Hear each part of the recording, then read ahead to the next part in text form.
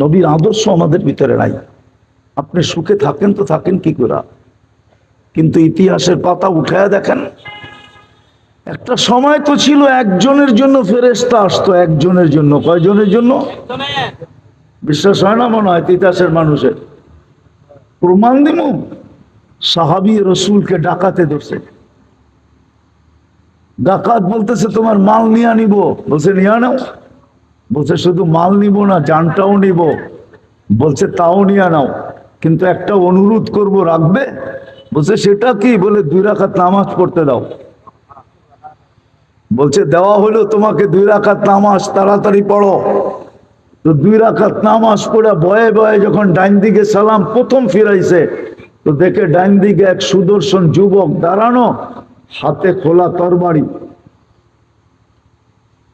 ঠোঁটে মুস্কি মুস্কি হাসি, চেহারার থেকে যেন চাঁদের চেয়ে বেশি আলো ছিটকায় বলতেছে।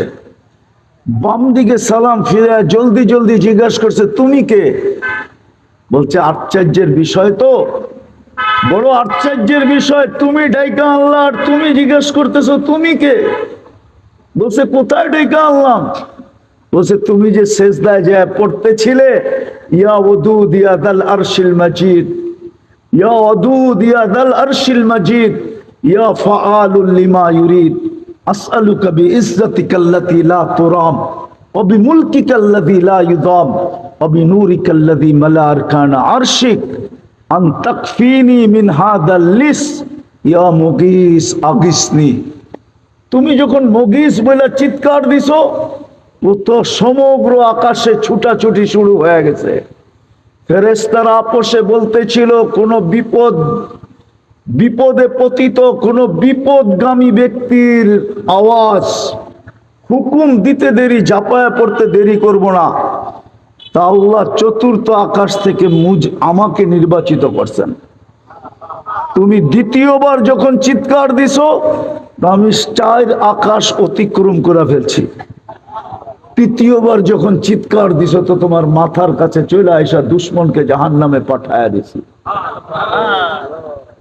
বলছে এটা আমার বিশেষত্ব? বলছে না, কিয়ামত পর্যন্ত তোমার মতো নামাজ যে উপহার দিবে, ওর জন্য আমি কিয়ামতের সকাল পর্যন্ত বেঁচে থাকবো।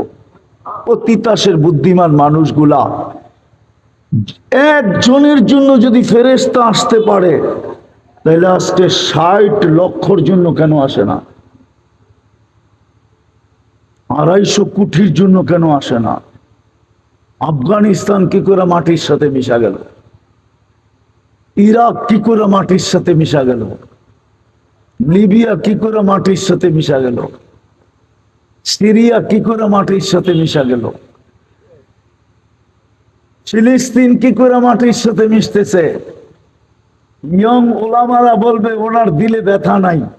আমার চেয়ে বেশি তোমাদের দিলে ব্যথা নাই। তোমরা মিডিয়ায় ফিলিস্তিন দেখো, আমি 15 বছর আগে 2 চোখে ফিলিস্তিন দেখা আসছি। তোমরা আমার চেয়ে বেশি ফিলিস্তিন চিনো না। এই জন্যই তো আমি অন্যভাবে কাঁদতেছি। সবার কান্নার ঢং যে একরকম হবে তা না, প্রত্যেকের কান্নার ঢং ভিন্ন ভিন্ন। আমি ভিন্নভাবে কাঁদতেছি, এই জন্য তো আমার যোগ বিয়োগ মিলে না। কেন আসে না? 60 লক্ষের জন্য কেন আসে না? একজনের জন্য তো আসলো। হায়াতু সাহাবা উঠান, দেখেন কিতাব খুলা, আসছে কি আসে নাই? এক কাহিনী তো না, শত কাহিনী তো আছে। শাহজালাল রহমতুল্লাহের জন্য যদি আসতে পারে, নাইলে উনি জায়নামাজ সুরমায় বিছাইল কি করে? পানির ধর্ম তো হইলো বিছাবে যেটা ওটাকে ভিজাবে, পা দিবে যে নৌকা ছাড়া সেই ডুববে। শাহজালাল রহমতুল্লাহ তো ডুবলো না, জায়নামাজও তো ভিজলো না।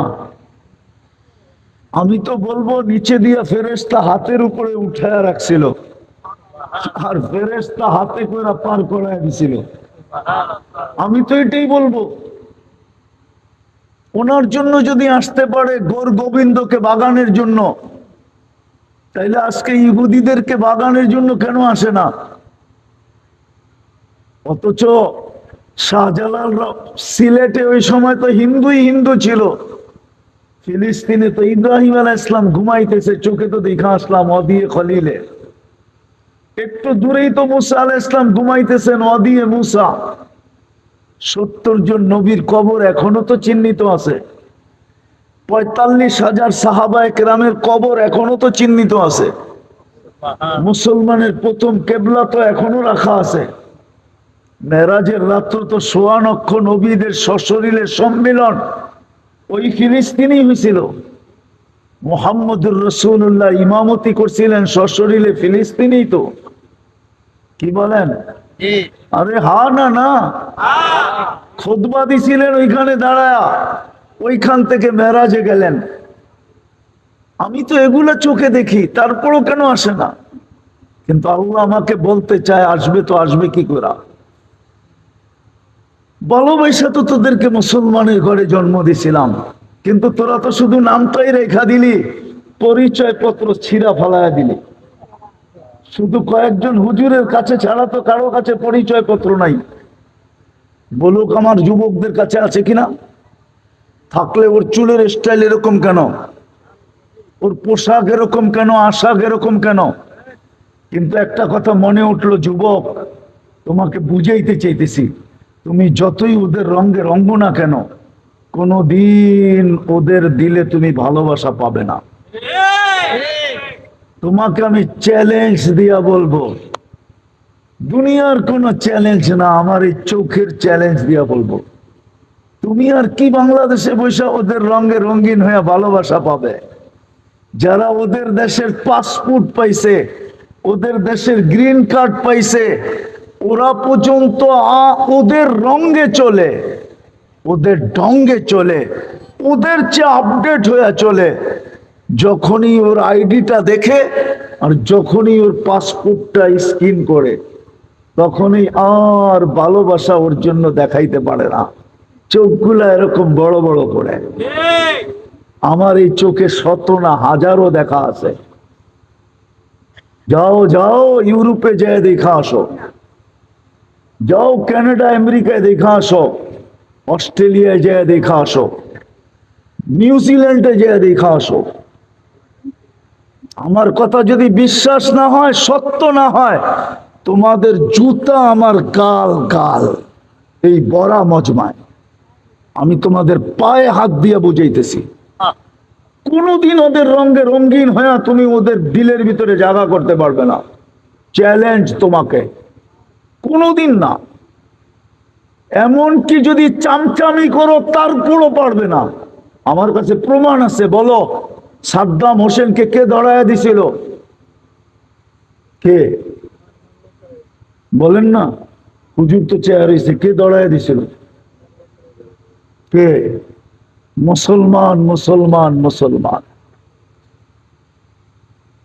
ওরই বডিগার্ড ওকে দড়াইয়া দিছিল।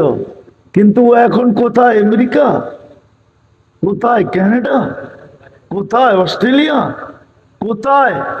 সাদ্দামের ফাঁসির 2 দিন পরেই ওকে শুট করে মেরা ফেলতে। ওরা জানে তুই নিজের জাতির সাথে যখন গাদ্দারি করতে পারছিস, তো তুই আমার সাথেও গাদ্দারি করবি। বিদায় থাকবে না বাস, বাজবে না বাসি। বলেন ইতিহাসের আলোকে আমাকে বলেন, ইতিহাসের আলোকে আমাকে বলেন, বাংলার নবাব সিরাজউদ্দৌলাকে কে হারাইছিল? মির্জাফর কে? হিন্দু, খ্রিস্টান, ইহুদি? কে মির্জাফরকে মারছে? কে? ইংরেজ। ইতিহাস উঠান। এই জন্য তুমি যুবকদের পায়ে ধরি যে তুমি যতই রঙে রঙ্গ, যতই চামচামি করো, কোনো দিন তুমি ওদের কাছে প্রিয় হবে না না না না না। বিদায় আসো, আমরা তওবা করি, ফিরি। আমাদের একমাত্র আল্লাহর কাছে পরিচয়। দুনিয়ার পরিচয় নিয়ে আমার আলোচনা নাই। আমার আলোচনাই হলো আল্লাহর কাছে পরিচয়। আল্লাহর কাছে আমাদের পরিচয় দুটাই, আমরা মুসলিম, আমরা মুহাম্মদুর রাসূলুল্লাহর উম্মত। দুই পরিচয় যদি অর্জন করতে পারি, যতদিন পরিচয় পত্র ছিল আর ইউনিফর্ম ছিল, হায় হায় হায়, এখনো আছে, আমি চোখে দেখে বলতেছি, প্রযুক্তির যুগ ছিল না। ওমর রাদিয়াল্লাহু তাআলা আনহু যে পাহাড় দেখায় দিছিলেন সারিয়াকে, ওই পাহাড়ের গায়ে এখনো সাইনবোর্ড লাগানো আছে, ইরানের বন্দর আব্বাস, মদিনার থেকে 3000 কিলোমিটার দূরে, 3000 কিলোমিটার মদিনার থেকে। শুধু আজকে আমরা পরিচয় পত্র হারায় ফেলছি, নাম আছে মুসলিম, নাম দাবি করি উম্মতে মুহাম্মাদি, ইউনিফর্ম নাই, নবীর আদর্শ নাই। আর কতদিন আমরা বিরোধিতা করে চলবো? শেষ কথাটা শুনাই শেষ করতেছি। আল্লাহরও অঙ্গীকার আছে বন্ধুর সাথে, আল্লাহরও অঙ্গীকার আছে বন্ধুর সাথে, আপনাকে আমি রাজি করে ছাড়বো, আপনাকে আমি লজ্জিত হইতে দিব না। বিদায় আল্লাহ আমাদেরকে পুত পবিত্র করবে দুই ভাবে করবে, দুই ভাবে। হাদিসে আছে আল কাতলু ওয়াস সালাসিলু, অহেতুক হত্যা হবে, অহেতুক। নাইলে আপনি দেখেন বাংলাদেশের ইতিহাসে আপনি পাবেন 1 কাপ চার জন্য গুলি করে মেরে ফেলছে, পত্রিকা আছে। 5 টাকার বাদামের জন্য গুলি করে মেরে ফেলছে, পত্রিকা আছে। সন্তান বাপকে গুলি করে মেরা ফেলছে শুধু 500 টাকার জন্য। আমি অ্যাড্রেস দিতেছি, যে জিজ্ঞেস করে আসেন। তাও ঈদের দিন সকালে, রোজার ঈদের দিন সকালে, আমানুল্লাহ আমান সাহেবের এলাকা হজরতপুর কেরানীগঞ্জের, সকালবেলা ছেলে 500 টাকার জন্য বাপকে গুলি করে মেরা ফেলছে। অহেতুক হত্যা হবে ফিলিস্তিনে, অহেতুক হইতেছে, কোনো যুক্তি নাই, অযৌক্তিক। নিরীহ মানুষ মারা যেতেছে, হত্যা হত্যা হত্যা হত্যা হত্যা। দ্বিতীয় ভূমিকম্প। আগে ছোটবেলা শুনতাম 2-4-10 বৎসরে বাংলাদেশে একবার ভূমিকম্প হইতো না। 2024-এ 47 বার বাংলাদেশে ভূমিকম্প আসছে। 2025-এ এখন নেটে সার্চ দিয়া দেখেন কতবার ভূমিকম্প আসছে। গত 2 সপ্তাহ আগেও বাংলাদেশে ভূমিকম্প আসছে। মাত্রায় যদিও কম ছিল, হতে পারে ছোট, হইতে হইতেই একদিন হবে এরকম একটা, বাস পবিত্র করার জন্য মাটির নিচে নিয়ে নেবে। বিদায় আসেন, তওবা করি।